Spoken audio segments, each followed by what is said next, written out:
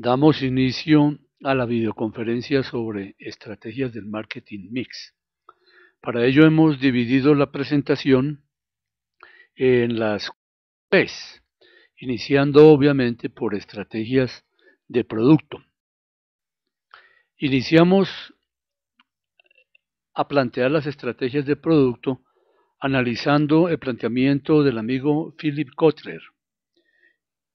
A él le preguntaron en alguna oportunidad cuál palabra nos puede resumir en una forma muy específica el mercadeo. Él decía entonces que él podría resumir mercadeo en diferenciación.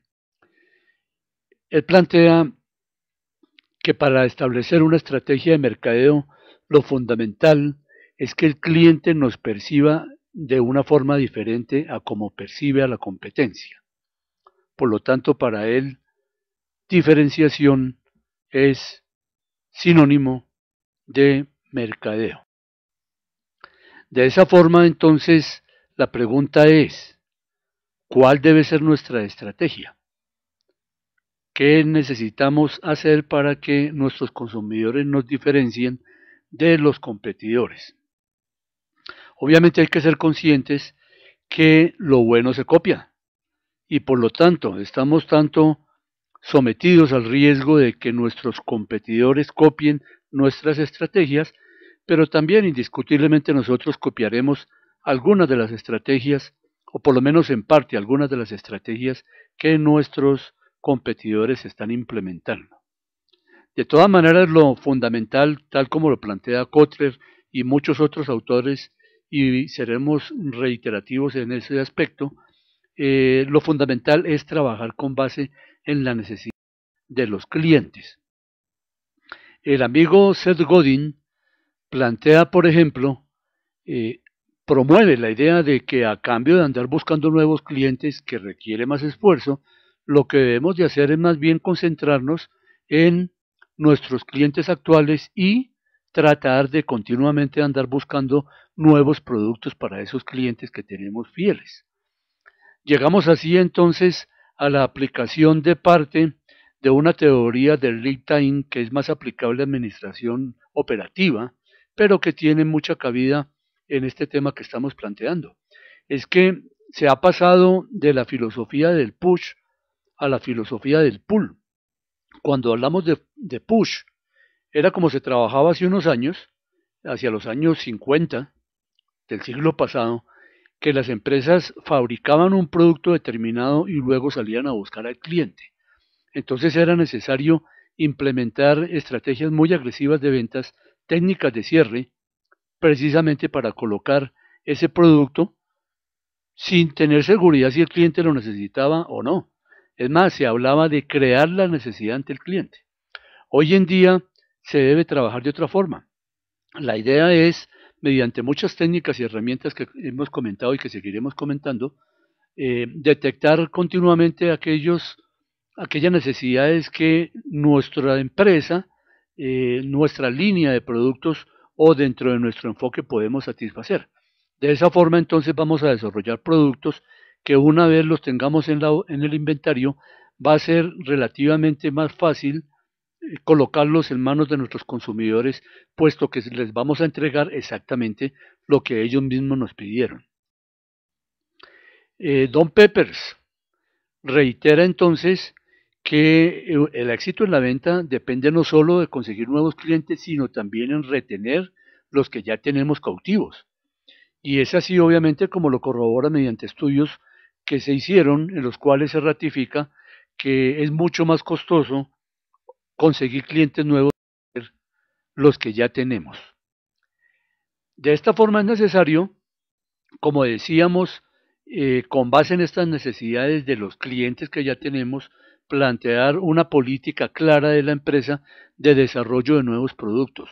Eso sí, ese desarrollo de nuevos productos tiene que ser coordinado, ordenado, de tal manera que no lancemos productos a la loca, sino que en la medida en que ya el producto que lanzamos empiece a caminar solo, empiece a crecer de una forma razonable y tenga esa inercia para seguir creciendo, es el momento de empezar a introducir al mercado nuevos productos y así recurrentemente.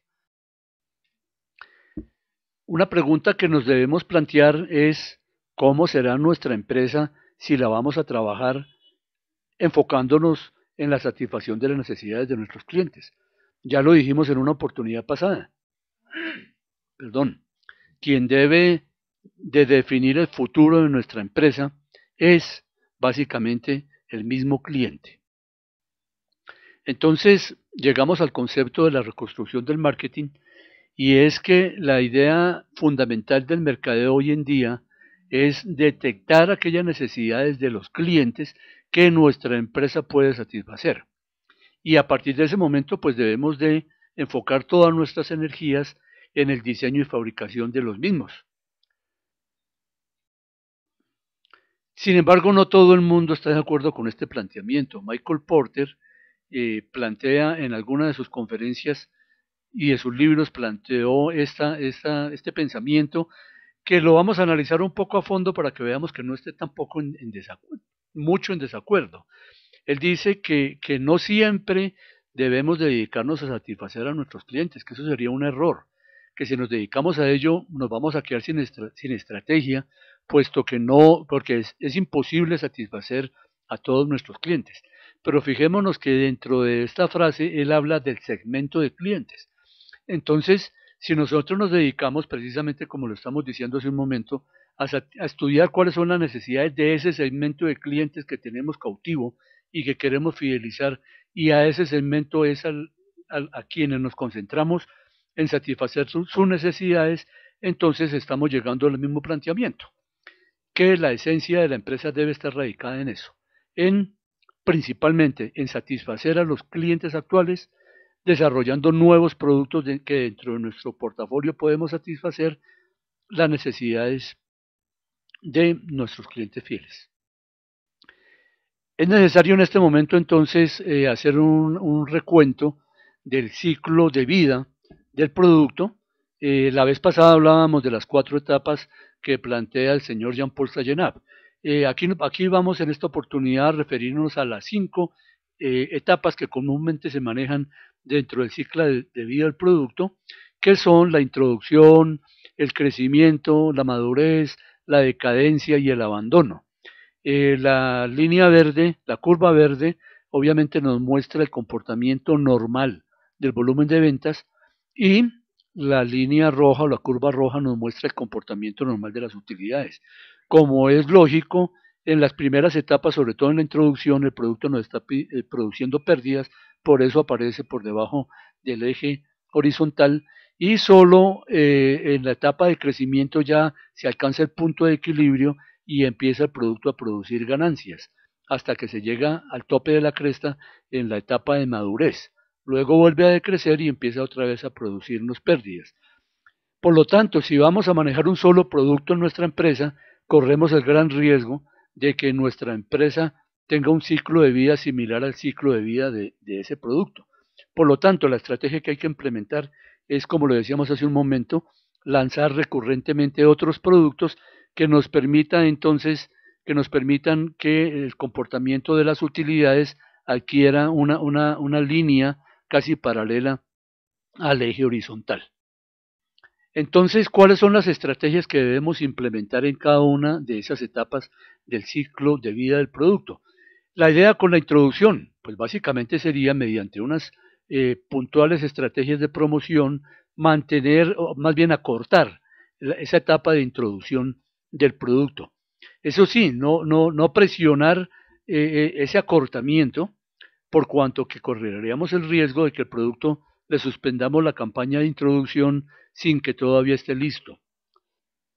En la etapa de madurez, la idea básica, como lo comentamos también la vez pasada, uno conoce casi desde que nació productos que se han mantenido vigentes en el mercado con buenos volúmenes de ventas. Ahí es donde radica y hay que buscar entonces estrategias muy puntuales y muy agresivas de ventas y de mercadeo, obviamente, que permitan la reformulación continua del producto y de esas mismas estrategias, de tal manera que la etapa de madurez, que es la que coincide con la que llama Sagenab las vacas lecheras, los productos se mantengan vigentes en esa etapa. Entonces, para ello, por ejemplo, ¿qué se podría hacer? Aumentar la frecuencia de uso del producto, atraer a nuevos usuarios o encontrar nuevos usos para ese mismo producto. En la etapa de decadencia, pues, ¿qué es lo que se recomienda? ¿Cuáles son las estrategias que hay que implementar? En primera instancia hay que, como lo decíamos, reformular ese producto, revitalizarlo, analizar funcionalmente cuáles de sus características tienen vigencia en el mercado y apoyar la campaña promocional en ellas. Revisar los programas de producción y mercadeo. Eventualmente podríamos reducir costos o mejorar los procesos productivos o ser más eficientes en las estrategias de mercadeo. Revisar tamaños y modelos poco rentables. Eventualmente suspender algunas presentaciones que individualmente no estén aportando mucho al producto. Minimizar costos para obviamente optimizar utilidades. Y si ya después de todo esto vemos que definitivamente el producto ya no va más, lo más sano es abandonar el producto. Como decíamos en alguna oportunidad, es mucho más razonable darle un entierro digno que seguir de pronto desgastándonos pretendiendo mantener en el mercado un producto que ya no tiene acogida por parte del consumidor. Entonces, en estos momentos vamos a recordar la matriz de crecimiento que fue planteada por el señor Igor Ansoff, donde compara productos existentes, productos nuevos contra mercados existentes, mercados nuevos. Perdón. Y entonces recordamos las 4 estrategias, como son penetración, que consiste pues básicamente en la profundización con los productos que ya tenemos en los mercados que ya tenemos. La otra sería la segmentación, que sería llevar productos nuevos a los mercados que ya tenemos. Luego la diferenciación, que es a los mercados que ya tenemos, a los mercados nuevos, llevar los productos que ya tenemos. Y por último, buscar productos nuevos que vamos a lanzar en mercados nuevos. Además de esto, también planteábamos hace unos días la estrategia de crecimiento intensivo, que más que una estrategia de mercadeo correspondía a una estrategia a nivel corporativo de hacer una integración o hacia adelante o hacia atrás con otros miembros de la cadena de suministro. Hablemos ahora de la mezcla de productos dentro del portafolio. Pues normalmente los portafolios están organizados en líneas y cada una de esas líneas tiene su profundidad, diferentes referencias de cada uno de los productos. Una estrategia entonces puede ser ampliarla o introduciendo más líneas o más profundidad a alguna de esas líneas. O la otra estrategia sería reducir alguna de estas líneas, como lo comentamos hace un momento, ya sea eliminando líneas o reduciendo la profundidad de las mismas. En cuanto a la marca, ¿qué estrategias podríamos trabajar? Allí depende de la actividad que la empresa esté realizando. Si la empresa es fabricante, entonces podría en primera instancia aplicar la marca a todas las partes componentes del producto. Eso obviamente, indiscutiblemente ayuda en el posicionamiento de la marca en la imagen de nuestro consumidor. Si trabajamos de la mano con intermediarios de buena imagen, de buen posicionamiento, pues lo más razonable sería trabajar conjuntamente nuestra estrategia de marca con la de ellos. Si por el contrario somos intermediarios, ¿cuáles serían las estrategias? A la inversa, trabajar de la mano con las marcas de los fabricantes si tienen un mejor posicionamiento que nosotros. Y en cuanto a las estrategias comunes, cuando vendemos más de un producto, entonces normalmente esos productos se agrupan, como lo decíamos, en familias o líneas de productos. Una estrategia podría ser darle un nombre, una marca específica a cada una de esas familias, agrupar entonces obviamente esos productos, o eventualmente si no son muchos los productos, sí sería más recomendable darle una marca a cada producto y no agruparlos por familias. Esto también nos podría servir como estrategia para participar en otros el mercado. En cuanto al empaque, ¿qué estrategias se podrían implementar? cambiar de empaque, puede ser cambiar los tamaños de los empaques para atacar de pronto la disminución de las ventas. Podría ser también llegar a nuevos segmentos de mercado cambiando esos mismos empaques, corregir algunas características que se hayan detectado que son inconvenientes para los consumidores. El empaque indiscutiblemente también nos puede ayudar para como un medio para difundir nuestra campaña promocional con textos publicitarios, cambiando la imagen.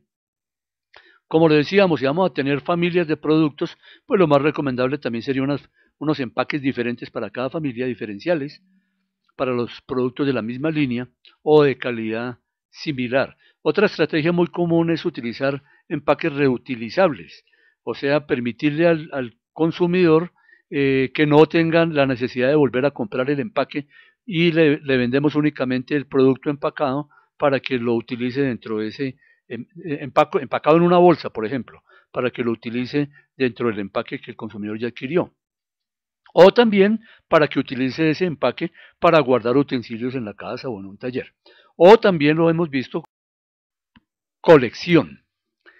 Llegamos entonces a la matriz de posicionamiento ya para terminar de hablar de estrategias de producto. Esta matriz, como lo decíamos, es una propuesta personal y allí, si lo recordamos, lo que estamos proponiendo es definir un posicionamiento del producto, que obviamente toda nuestra estrategia, tanto de producto como de promoción y de precio, tiene que ir de la mano con lo que estemos definiendo. Entonces, para ello analizamos dos variables, una el precio y otra el valor agregado. Si definimos nuestro producto con un posicionamiento 1A, quiere decir que vamos a dar más valor agregado que la competencia y gracias a eso también podemos cobrar un precio superior al de la competencia. Podemos manejar también el posicionamiento de nuestro producto como un producto de promoción. Precio igual al de la competencia, pero dando algo de valor agregado. Superpromoción sería que demos más valor agregado por menos precio. Podemos posicionar nuestro producto también como uno más del mercado. Precios iguales, valor agregado igual. Pero también podríamos posicionarlo como producto económico. El mismo valor agregado a la competencia a menor precio. Y por último, podríamos también definirlo como un producto de combate, menos precio y menor calidad. Pasemos entonces a las estrategias de precio. El precio hay que mirarlo necesariamente, básicamente desde tres enfoques. Uno, el precio del mercado. Otro, hay que analizar la estructura interna de costos de la compañía. Y no podemos dejar por último de analizar la competencia. En cuanto al enfoque de mercado, que aplica principalmente en productos de consumo masivo de la canasta familiar. Como bien lo sabemos, el precio de mercado está dado por el equilibrio entre el precio que está dispuesto a pagar un demandante, quien demanda el producto, y el precio al que está dispuesto a vender un oferente. Si hay acuerdo, ese es el precio del mercado. Ese precio de mercado básicamente es una referencia, puesto que enseguida tenemos que empezar a mirar nuestra estructura interna de costos. Para ello lo mejor entonces es analizar, apoyarnos en el punto de equilibrio y para eso pues trabajemos el gráfico donde analizamos que en el eje vertical analizamos el dinero y en el eje horizontal las cantidades.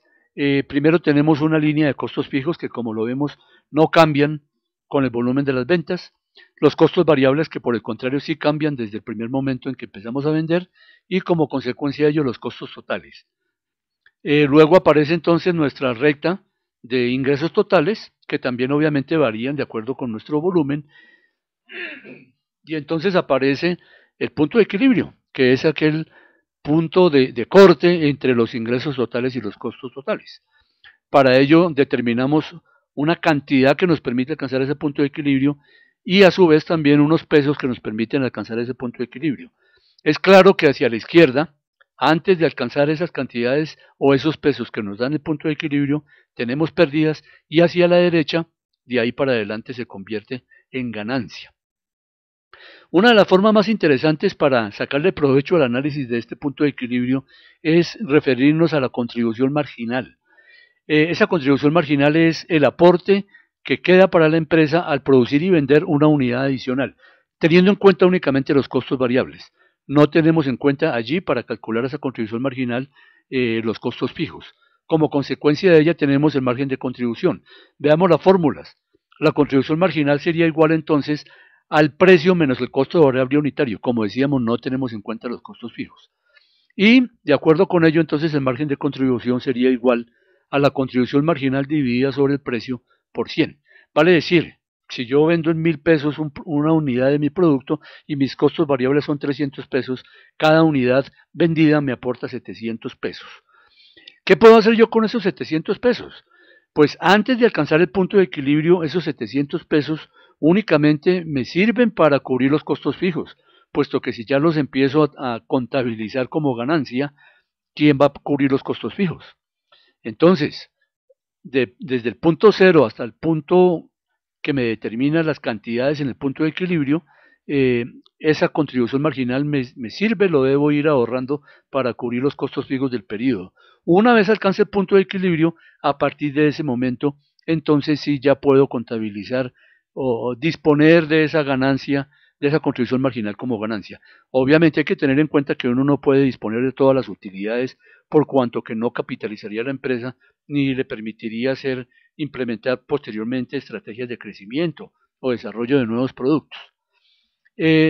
Para no ponernos a repasar fórmulas, llegamos de una vez a la fórmula Q, que es las cantidades con las que se alcanza el punto de equilibrio.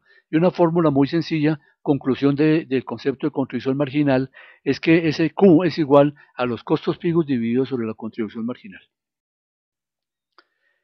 De acuerdo con este análisis, entonces también es relativamente fácil plantear tres posibles precios. Primero podríamos hablar de un precio mínimo.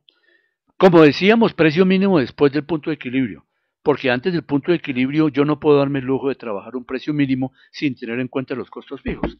Pero una vez ya los cubra, entonces yo podría eventualmente, si a manera de ejemplo, si ya cubrí mis costos fijos y estoy líquido, necesito reunir dinero para un compromiso, entonces yo ya podría establecer un precio mínimo que podría ser máximo, o más bien mínimo, igual a los costos variables unitarios. De ahí para adelante yo podría establecer el precio en el punto de equilibrio. ¿Cómo lo hago? Partiendo de ese precio mínimo, establezco cuánto tiene que absorber cada unidad de los costos fijos. Entonces le sumo esa fracción y tengo el precio para alcanzar el punto de equilibrio, dadas unas cantidades, ¿no? Y luego entonces me puedo plantear también el precio objetivo, que es partiendo de ese precio mínimo, le sumo a cada unidad la ganancia que espero obtener, la cuota parte de ganancia, y llego al precio objetivo. Entonces fíjense que tenemos el retorno de la inversión multiplicado por el capital dividido sobre la cantidad. O de otra forma, el precio en el punto de equilibrio sería igual a 1 más el retorno de la inversión. Y por último, entonces llegamos a analizar la competencia. Obviamente la competencia no va a estar quieta, sino va a estar a la expectativa de los precios que nosotros manejemos. Entonces, ¿cuándo puedo yo vender a precio superior de la competencia? Para ello debo cumplir unas condiciones. Primero que todo, tengo que tener una buena calidad, una buena imagen ante los consumidores o un buen posicionamiento, una red de ventas muy eficaz y un apropiado plan de comunicaciones.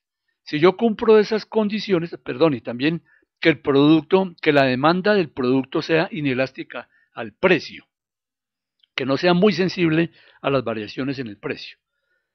¿Cuál sería la reacción que yo debería esperar entonces si yo quiero vender a un precio ligeramente superior al de la competencia? La idea es que la demanda global no se afecte, pero entonces, ¿qué podría yo percibir o esperar de una estrategia como estas? Mejorar la rentabilidad. Entonces, lo voy a subir el precio ligeramente con relación a la competencia, buscando un poquito más de rentabilidad. La fórmula que tenemos enseguida nos permite ver cuál sería la disminución máxima que yo podría esperar de ese mercado para que no se me comprometa entonces la rentabilidad. Esa fórmula estaría dada por la variación en el precio dividido sobre el margen de contribución más la variación en el precio por 100. La estrategia contraria, ventas a precio inferior. ¿Qué condiciones debe reunir primero? Que el precio sea la ventaja competitiva, que la curva de la demanda sea elástica al precio, ahora sí, que reaccione con las variaciones en el precio. ¿Qué reacción debo esperar? Pues que no se comprometa la rentabilidad, caso diferente al ejemplo anterior. ¿Y qué objetivo puedo perseguir? Que la demanda global se incremente. Esta sería una estrategia más dada hacia incrementar la participación en el mercado, más que rentabilidad, diferente a la del caso anterior. La fórmula me muestra entonces cuál es el incremento mínimo de la demanda que yo puedo permitirme. Y se estaría dado por la variación en el precio dividido sobre el margen de contribución menos esa variación en el precio. Bueno, después de hablar entonces de estos tres enfoques para el manejo de precios, en este gráfico hacemos un resumen de ese enfoque que nos permite grabarnos en la mente cuál debe ser el manejo que debemos de aplicar para llegar a una buena conclusión. Hay que partir de un precio de equilibrio del mercado, que es un precio, como decíamos, de referencia. Luego pasamos a hacer un análisis de nuestra estructura de costos y podemos entonces establecer un precio mínimo, que como decíamos sería igual al costo variable unitario. Luego la idea es calcular el precio al que necesitamos vender para alcanzar nuestro punto de equilibrio, y partiendo entonces del precio mínimo le sumamos la cuota aparte de los costos fijos, y eso nos daría el precio al que hay que vender para alcanzar el punto de equilibrio. Y luego sí llegamos a calcular el precio objetivo, que partiendo del precio en el punto de equilibrio le sumamos la cuota aparte que tiene que aportar cada unidad para la rentabilidad total esperada. Es claro que del punto de equilibrio para arriba tenemos ganancias, de ahí para abajo tenemos pérdidas, y que después de definir nuestro precio objetivo tenemos que tener en cuenta la competencia. Eventualmente podemos vender por encima, precio por encima o por debajo de la competencia, pero no podemos tomar decisiones a la ligera, sino que tenemos que entrar a analizar nuestra calidad, nuestro posicionamiento y la participación que tenemos y que deseamos alcanzar en el mercado. Pasemos entonces a hablar de estrategias de plaza o de distribución. Aquí, en cuanto a distribución, más que estrategias, lo que pretendo en esta presentación es concientizarnos de la importancia de los intermediarios, porque precisamente con el auge del Internet y de los negocios en redes, hoy por hoy mucha empresa está eliminando o tratando de eliminar a sus intermediarios. Pues podría ser una estrategia interesante, pero no siempre es razonable. Por eso considero que la primera estrategia que uno tiene que definir en cuanto a sus intermediarios es establecer si realmente sí lo necesita o no. Por lo tanto, como decimos allí, no resulta práctico tratar directamente con los consumidores finales en algunos casos. Yo podría eventualmente suprimir a mi intermediario, pero no puedo suprimir las funciones. La pregunta es, ¿esas funciones del mercado, de la red de distribución, o las hace el intermediario o quién las hace? Si no las voy a hacer yo, ¿me las va a hacer el consumidor final? Para eso se requeriría tener un posicionamiento espectacular. Entonces veamos la importancia de los intermediarios. Los intermediarios actúan no solo como especialistas en ventas, sino también como agentes de compras, puesto que ellos son un tentáculo de la empresa ante nuestros consumidores. Ellos andan captando los deseos de nuestros consumidores, reempacan en cantidades menores, normalmente nos compran a los fabricantes en volumen y lo fraccionan dependiendo de las cantidades que necesite el consumidor. Almacenan y transportan el producto, instalan y reparan, cuando hablamos de productos de tecnología, financian en la mayoría de los casos y nos colaboran con la garantía del producto. Y como especialistas en ventas, interpretan también los deseos de los clientes, nos colaboran con la publicidad, actúan como enlace entre nosotros, entre el fabricante y el consumidor final, reempacan, ya lo decíamos, en cantidades menores, financian y almacenan. Puntualicemos entonces cuáles son las actividades de los intermediarios. O sea, no son personas aparecidas que lo que hagan es únicamente encarecer el costo o el precio del producto. Ellos ejercen estas tres actividades que ameritan claramente el por qué ganan algo, se quedan con algo del dinero en la cadena de distribución. Concentran el producto. La idea es que un intermediario le permite al cliente tener toda una gama de productos en el momento de ir a adquirirlos. De lo contrario, yo tendría que tener un almacén, un punto de venta exclusivamente para mis productos. Eso no sería nada agradable para el consumidor. La igualación, que es, como lo decíamos, el reempaque de esos volúmenes grandes o de las cantidades grandes en las cantidades que necesita el consumidor y en el surtido que lo necesita. Y la dispersión, que precisamente es hacer llegar el producto a todos los puntos del mercado donde ellos se encuentren. Por esas labores precisamente es que se amerita que el intermediario adquiera se apropie de cierta parte del precio del producto, por cuanto que él también agrega un valor en la cadena de suministro. La primera parte del valor lo aporta el productor, que es quien se encarga de transformar el producto, pero si analizamos el canal de distribución, el intermediario también ejerce unas funciones muy necesarias y valiosas, como es la utilidad del lugar, llevar el producto al sitio más cercano de nuestro consumidor, la utilidad de tiempo, llevarlo lo más rápido posible, y la utilidad de posesión, puesto que, como vimos, muchas veces adquieren el producto y luego, lo revenden al consumidor. Gracias a ello, entonces, es apenas justo que el negocio también debe ser satisfactorio para ellos.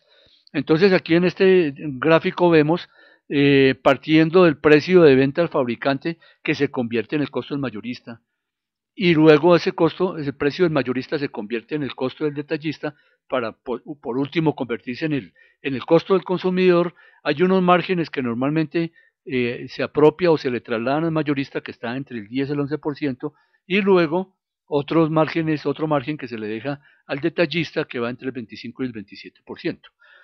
En el caso de almacenes de grandes superficies, que ellos mismos hacen las veces de mayoristas y detallistas, pues obviamente el margen será la suma de los dos.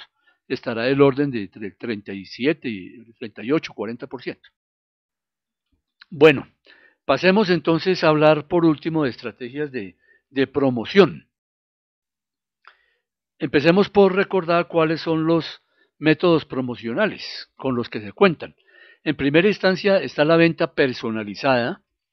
En segunda instancia aparece la publicidad, que hoy en día precisamente ha tenido mucho cambio, precisamente por el auge de la tecnología, del Internet, de las redes sociales. Han venido adquiriendo mucha fuerza otros medios publicitarios alternativos, que se les llama el BTL. A los tradicionales se les conoce como ATL, y a estos nuevos o alternativos se les conoce como BTL, donde se ubica precisamente también el Internet, las vallas, bueno, y otra serie de estrategias que han venido surgiendo en el mercado. Luego, como otro método promocional, tenemos la promoción de ventas, todo lo que es material POP, material de apoyo en el momento de la entrega del producto al consumidor. La publicidad indirecta, que hoy también ha cogido mucho auge, por ejemplo, en películas, ya es costumbre ver que el héroe de la cinta utiliza relojes de una marca específica, o el vehículo de la marca específica, o también en videojuegos. En videojuegos también, como sabemos, los videojuegos hoy en día hay personas que son muy aficionadas a ellos y continuamente están participando en concursos a nivel global. Normalmente, por ejemplo, en las carreras de vehículos, de carros, se ven las vallas de diferentes marcas de producto.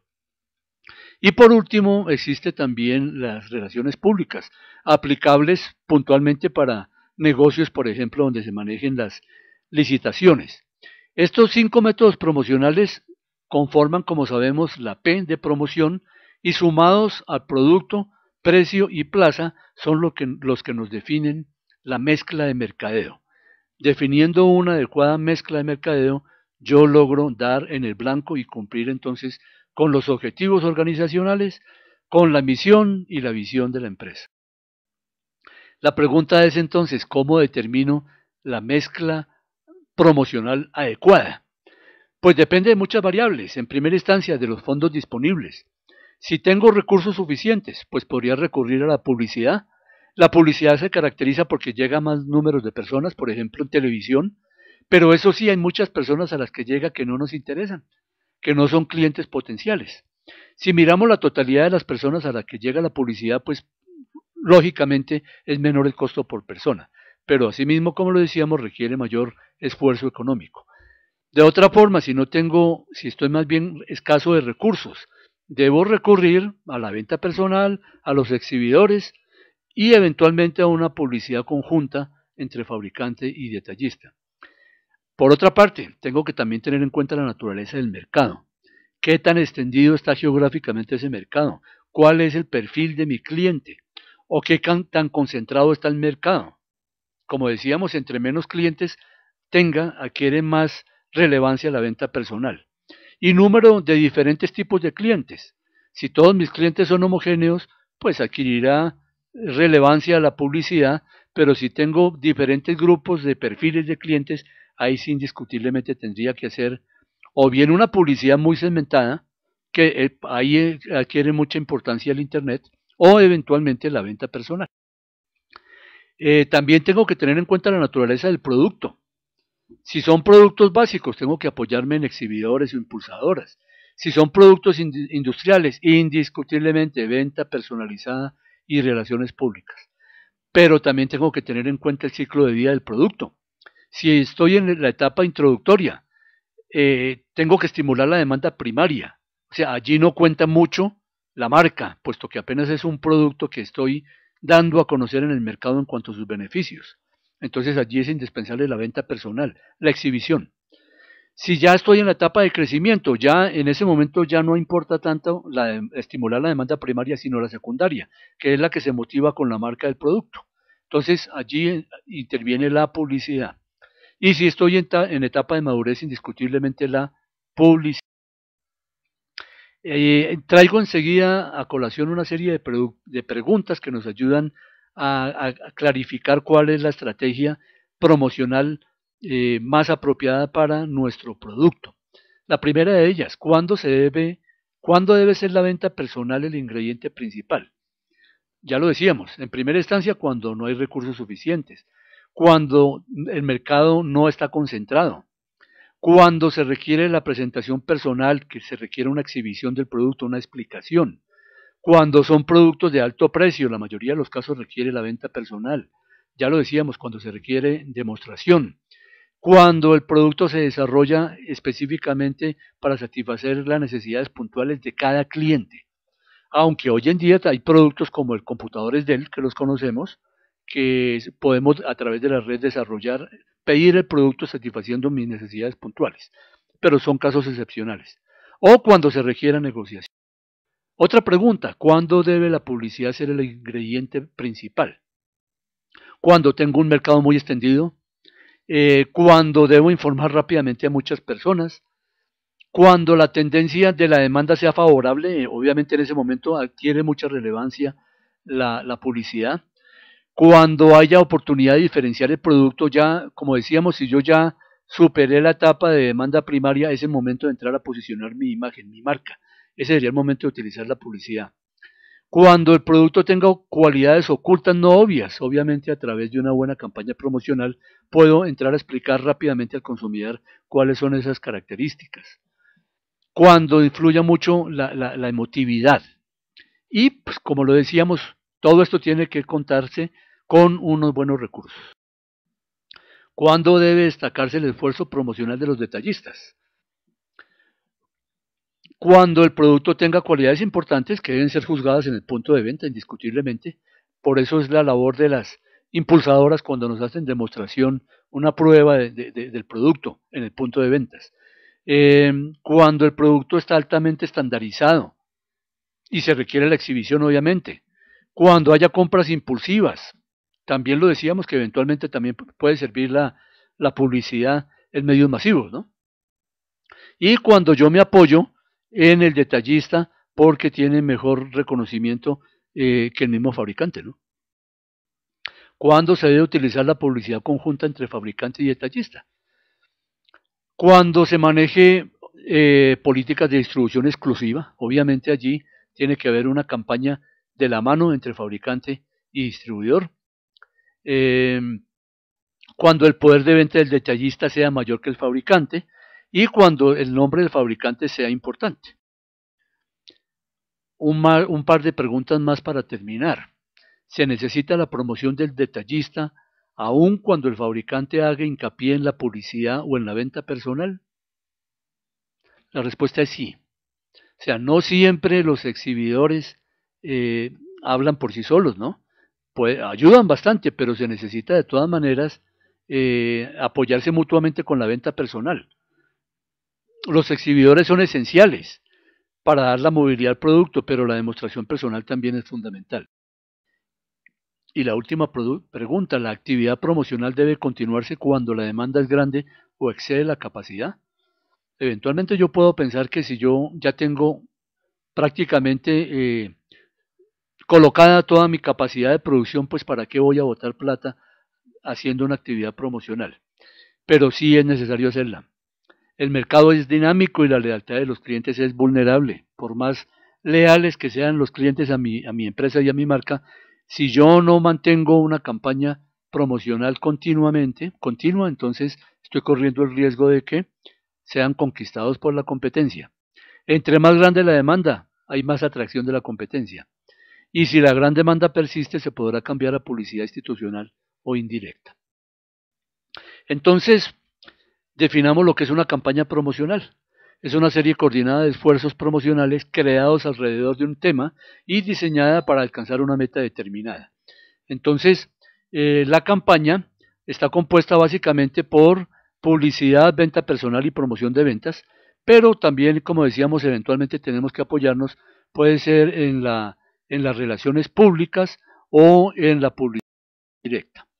El éxito de la campaña entonces dependerá básicamente en que todos los avisos estén debidamente interrelacionados y articulados, en que la venta personal esté articulada también, en que los recursos promocionales nos permitan cubrir todos esos aspectos que queremos promocionar en la campaña y por último lo que conocemos como logística, que lleguemos oportunamente